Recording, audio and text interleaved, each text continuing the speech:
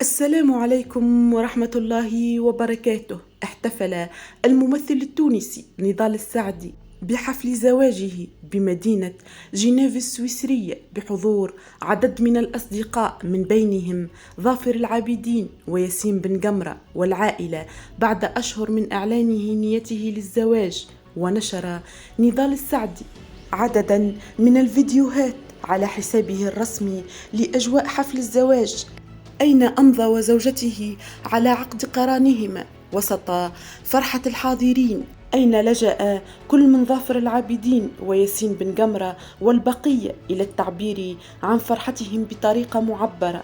وإلى هنا أترككم أصدقائي وأصدقاء القناة في رعاية الله وحفظه، وأستودعكم الله الذي لا تضيع ودائعه، وإلى اللقاء في فيديو آخر إن شاء الله.